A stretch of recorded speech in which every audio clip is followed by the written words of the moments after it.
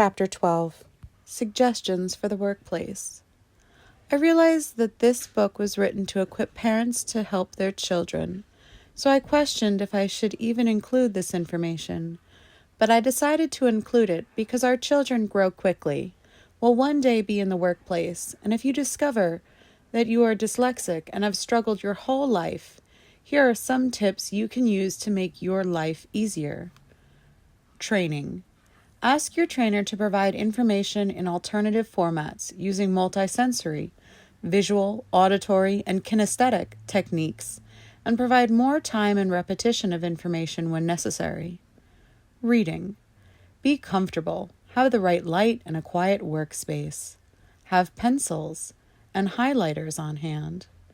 It is important to carefully read the facts right to remember the relevant information and understand what the writer is saying. Scan first. Look through the text quickly for keywords, diagrams, or graphs. Important information is often highlighted in a text box or in bold or italics. Question. Ask yourself what information you hope to get from your reading. Read the text fully. Don't just read a little and make assumptions. Write down or highlight the main points. Read again to check if you have read information correctly or remembered it correctly. Writing. Different types of writing tasks call for different levels of skill. For many letters, memos, invoices, bills, appointments, orders, and acknowledgments, you can create a template or a form letter. Store relevant and challenging words and phrases on your computer or written in a notebook so that you can use them as needed. Decide what you want to say ahead of time with an outline or notes. Set deadlines for yourself. Allot time for unseen events such as computer or printer breakdown. Write your plan down and stick to it. Organize your thoughts. Follow recognized format for reports or essays. Introduction, discussion, presentation of facts, conclusion, recommendations, references. Break jobs down into smaller parts to make things easier. Start with as little as one sentence for each idea, and you can expand on it later. Don't worry about spelling or grammar during the rough draft stage. Use spell check on the computer.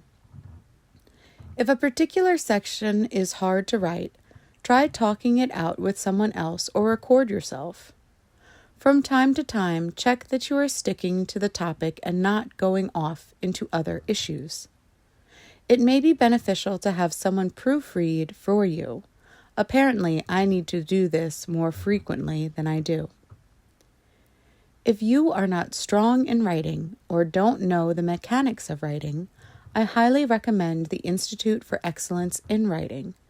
It is an excellent step-by-step writing program. Increase your memory retention.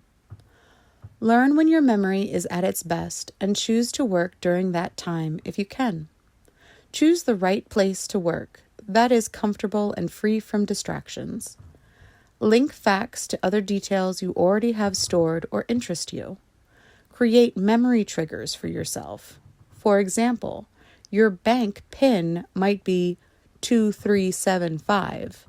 You could remember, I was 23 when I first visited London, and my friend Betty lives at 75 Main Street. Store information in small chunks. It is easier to remember than in large units. Use mnemonics, songs, rhymes, an acronym, or a phrase which helps you remember information. Take time to make sure you are fully familiar with what you want to remember, because it is easier to remember things which you understand.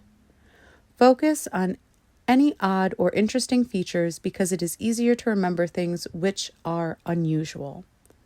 Attach colors or pictures to information. You could highlight facts or keywords in different colors and then visualize the page with the different colors. Draw a concept mind map or diagram showing the key ideas. Review information you want to remember regularly. Mobile phones are a great place to store information you want to refer back to.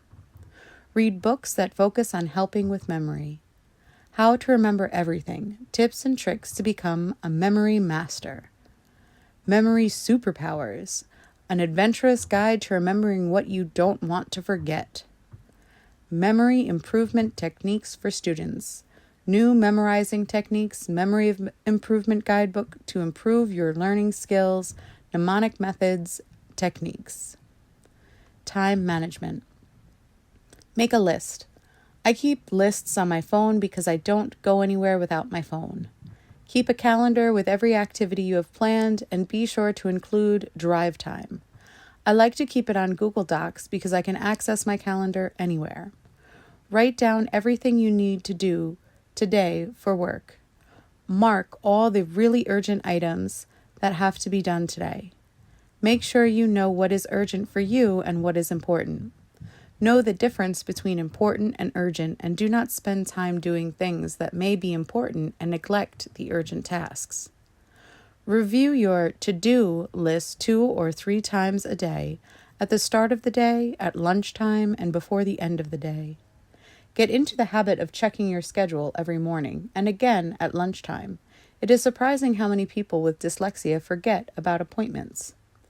Update your list when a new task arises, otherwise you may forget it. Cross off the tasks you completed at the end of the day. It will give you a sense of accomplishment. At the end of the day, start your new task list for tomorrow with the tasks you didn't do today. Keep all your appointments and lists in one location. Put a year planner on your wall in a prominent place. Mark in holidays, birthdays, and important dates such as meetings, deadlines for projects, etc. on it and look at it often. Reserve post-it notes to remind yourself of unusual or very urgent things. A forest of post-it notes on your desk or wall can be confusing rather than helpful. Try to keep your files and paper under control. Set up 3 paper trays on your desk, one labeled Due Today, one labeled Due Soon, and one labeled Filing. Be ruthless about disposing of unwanted paper. Either file it or bin it. Empty the filing trays every Friday. Everyday life activities. As names, addresses, phone numbers, and other brief details can be kept on hand, calculators and other applications on mobiles are also very convenient. It is worth remembering that sometimes when you feel overwhelmed with work, it is because you are overwhelmed. The workload is too great for any one person. People with dyslexia often feel that any difficulty they encounter is their fault and that others would cope better. After I dropped out of high school in 10th grade and got a job, I decided I wanted to go back to school.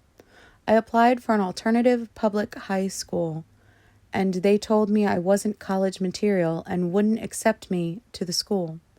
I had a choice to accept what they say and stay a dropout or look for another option. I chose the second option, finished high school, and went to college.